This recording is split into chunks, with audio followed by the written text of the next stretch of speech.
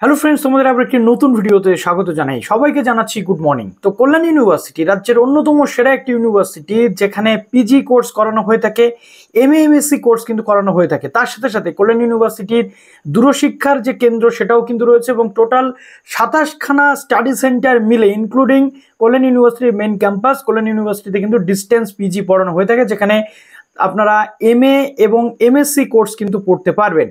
তো আজকের এই ভিডিওতে আমরা ডিসকাস করব কল্যাণ ইউনিভার্সিটির যে ডিস্টেন্স পিজি অ্যাডমিশন 2025-26 সেশনে অলরেডি কিন্তু নোটিফিকেশন পাবলিশ হয়ে গেছে, অ্যাডভার্টাইজমেন্ট পাবলিশ হয়ে গেছে। কবে থেকে শুরু হচ্ছে ফর্ম ফিল আপ প্রক্রিয়া, কি কি সাবজেক্ট রয়েছে, কিভাবে কল্যাণ ইউনিভার্সিটি ডিস্টেন্সে ভর্তি হওয়া যায়, আজকের এই ভিডিওতে ডিসকাস করতে চলে এলাম। এবং আপনাদের একটা ধারণা দেবো যে কত কত সিট থাকে, বিশেষ করে এমএসসির ক্ষেত্রে।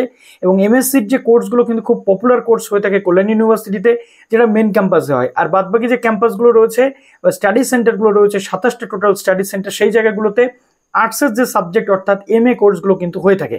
তো কি কি যোগ্যতা লাগে এবং এখানে কোর্স ফিস কত হয়ে থাকে, পুরো বিষয়টা ডিসকাস করবো আজকের এই ভিডিওটাতে।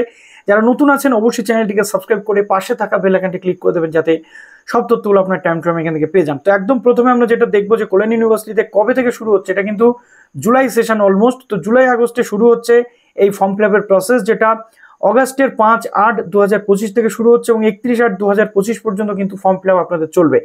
এখানে first come first serve basis admission হয়ে থাকে, অর্থাৎ যারা এখানে আগে অ্যাডমিশন নেবেন সিট অনুযায়ী সিট কিন্তু ভরে না। বেশিরভাগ যে ক্ষেত্রে কলেজের যে ক্যাম্পাসগুলো রয়েছে স্টাডি সেন্টারগুলোতে প্রচুর সিট থাকে, চিন্তার কোনো কারণ নেই।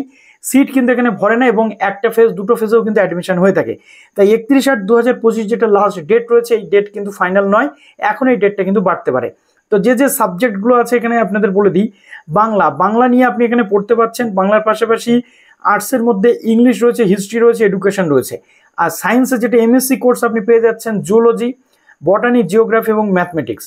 অনলাইনে টোটাল যে আবেদন প্রক্রিয়া সেটা হতে চলেছে, এবং যোগ্যতা লাগে সেটা আপনাদের একটু বলে দিই। ধরে নিন বাংলা, ইংরেজি, হিস্ট্রি এবং এডুকেশন, এর ক্ষেত্রে অনার্স এবং স্পেশাল অনার্স অথবা পাস সাবজেক্ট নিয়ে যদি আপনারা পড়েন, এবং সিবিসিএস ক্যান্ডিডেটদের অ্যাটলিস্ট 150 মার্কস কিন্তু আপনাদের পড়তে হবে, তবে আপনারা কিন্তু মাস্টার্স করতে পারবেন এখান থেকে। বা জেনারেল গ্রাজুয়েট যদি 1 ইয়ার ব্রিজ কোর্স করেন তাহলে আপনারা কিন্তু আবেদন করতে পারবেন। এবার যদি চলে আসি সায়েন্সের সাবজেক্টগুলোতে এখানে সিট কিন্তু থাকে, যেটা শুধুমাত্র মেন ক্যাম্পাস হয়। বাদবাকি 26টা যে সেন্টার রয়েছে সেখানে কিন্তু হয় না। অনার্স যদি আপনি পড়ে থাকেন বা পাস নিয়েও যদি পড়ে থাকেন, লাইক জুলজি বা বটানি যদি আপনি পড়ে থাকেন, তাহলে আপনি অ্যাপ্লিকেবল এখানে 2 বছরের মাস্টার্স কোর্সের জন্য। এবং এখানে সিবিসিএস সিস্টেম অর্থাৎ সেমিস্টার সিস্টেমে কিন্তু পড়াশোনা হয়ে থাকে। এখানে একটা বিষয় উল্লেখ করা অবশ্যই প্রয়োজন, পাস গ্রাজুয়েট বা অনার্স গ্রাজুয়েট এখানে উভয় ক্ষেত্রেই অ্যাপ্লাই করতে পারলেও প্রথমে কিন্তু এই সায়েন্সের ক্ষেত্রে অনার্স ক্যান্ডিডেটরাই সুযোগটা বেশি পায় বা প্রেফারেন্স বেশি পায়। আগে অনার্স ক্যান্ডিডেটদের অ্যাডমিশন, তার পরবর্তী ক্ষেত্রে পাস ক্যান্ডিডেটদের কিন্তু অ্যাডমিশন প্রক্রিয়া শুরু হয়। জুলজিতে মেন ক্যাম্পাসে যে সিট সেটা রয়েছে 204টি, খুব বেশি সিট কিন্তু নয়, 204টি মাত্র সিট। এবং এখানে অনার্স বা পাস নিয়ে পড়লে আপনি আবেদন করতে পারছেন জুলজি।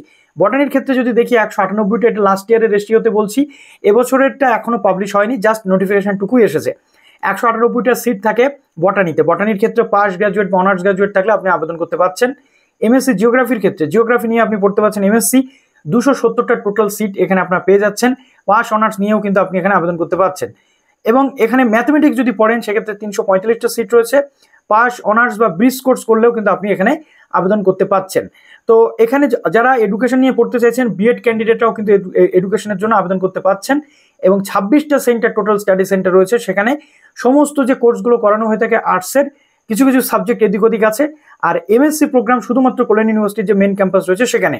এবার হচ্ছে খরচ, ফিস স্ট্রাকচারটা যদি একটু আপনাদের বলে দিই, তাহলে আমরা দেখবো যে বাংলা, ইংলিশ, হিস্ট্রি, এডুকেশন এর ক্ষেত্রে 5,250 টাকা প্রথম দুটো সেমিস্টার, এবং বাদবাকি ক্ষেত্রে 5,050, অর্থাৎ 10,300 টাকার মধ্যে আপনাদের কিন্তু মাস্টার্সের যে কোর্স, যেটা বাংলা, ইংরেজি, হিস্ট্রি, এডুকেশন কমপ্লিট হয়ে যাবে। যেহেতু প্র্যাকটিক্যাল নেই, এবার প্র্যাকটিক্যাল বেসড সাবজেক্ট রয়েছে জুলজি, বটানি, জিওগ্রাফি। এখানে ম্যাথমেটিক্সটা বাদ দিয়ে জুলজি, বটানি, জিওগ্রাফিতে অলমোস্ট যদি আমরা দেখি তাহলে 20-40,000 ওরকম 40,300 টাকা মতো খরচ কিন্তু হয়ে থাকে 2 বছরে। আর ম্যাথমেটিক্সের ক্ষেত্রে সেটা 16,300 টাকা কিন্তু খরচ হয়ে থাকে 2 বছরে। আর অ্যাডমিশনের সময় আপনাদের হাফ টাকা দিতে হয়, অর্থাৎ 20,050 এরকম।